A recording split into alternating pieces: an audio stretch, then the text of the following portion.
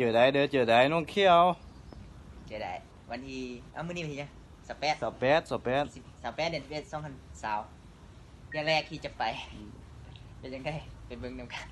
เป็นยังไงไปเบิ่งนำกันเนาะน้องเขียวเจอได้เด้อเ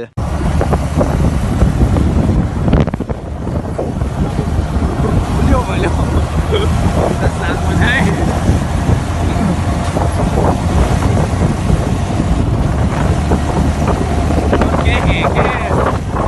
150 คนเว้ยโลหดไส้เราจูหดไส้เรา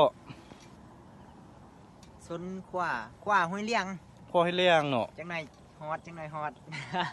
เดี๋ยวเจอกันถ่ายรูป I love you baby and if it's quite alright I need you baby to warm these lonely nights I love you baby trust in me when I say I love you baby and if it's quite alright I need you baby to warm these lonely nights I love you baby trust in me when I say I love you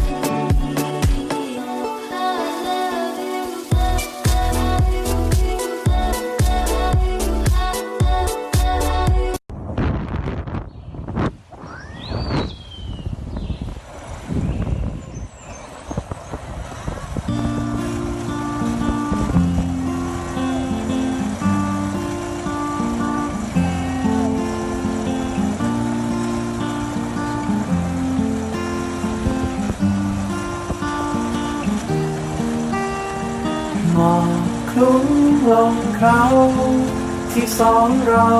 ออกเดินทางแวะแอลถามว่าใครป้าเป็นเธอได้เคยใช้ชีวิตให้ช้าเหมือนเวลาไม่มีอยู่จริงมองลำทางที่ไหลไปจะมองให้เห็นใจตัวเองตอนนี้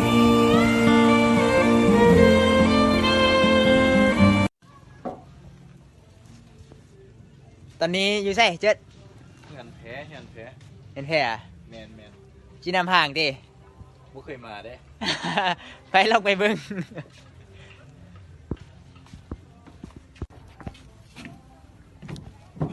แป๊บเห็นแท้ลุมนี่หว่า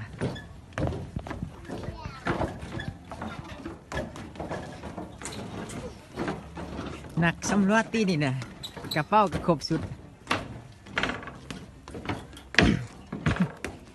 โอ้จิบคอคักเนาะขนาดอันทางลงก็ยังคักแล้ว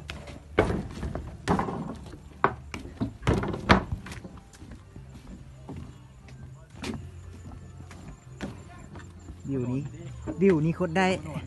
เอานอนที่เหรอเราขึ้น5ได้ตัวนี้นะเราขึ้น5ได้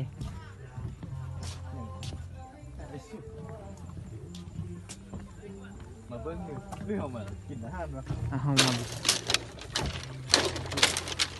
กินเบียร์ดิ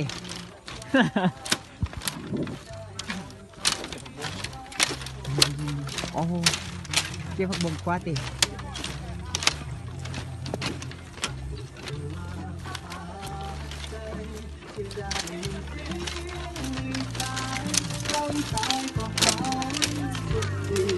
อยากป้องแก้มอยากกอดเธอโอ้เล่มตาขนาดจังได้เชียวเมาบัวหันได้กินเบียร์แล้วเมาเลยล่ะคักอยู่บ่นอนนี่มันแรงนวดแล้วป่ะนอนนี่เนาะ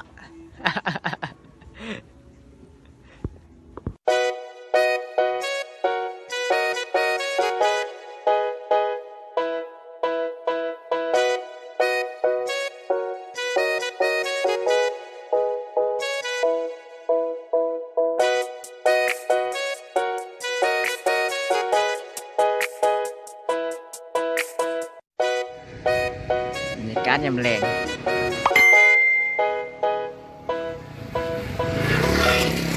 คือว่าเย็น หนุ่งซุงกระสันตอนนี้ก็4:45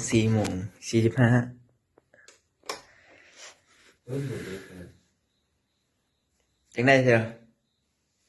ได้เวลาเลย หนาวอยู่ตรงเขียวหนาวไล่ 4:45ทอมไปบ่ออมขึ้นบ่หาเด้ง หอมแล้วอาบน้ำไม่จุ่มน้ หอมเนาะหอมเราไปเบิ่งกันสิเป็นจังได๋หาเด้งของรู้สึกวันหน้าบ่ได้เสียแค่เหยาวก็บ่ได้เอามา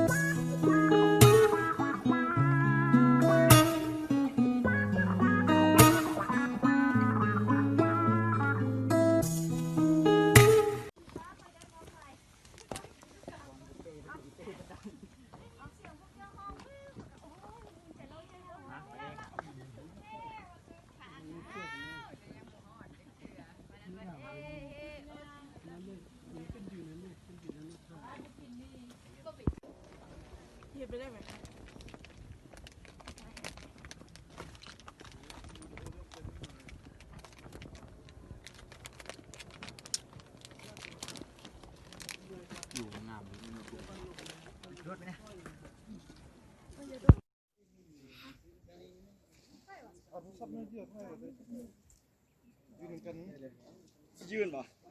ยืนนะยืนจับทุ่ง บัดลงเนาะค่อยลง9:15ว่าจิลงฮอดทุนประมาณจักโมงบ่ฮู้น่าจะใช้เวลาดน เพราะว่าค่อยเป็นค่อยไป เอ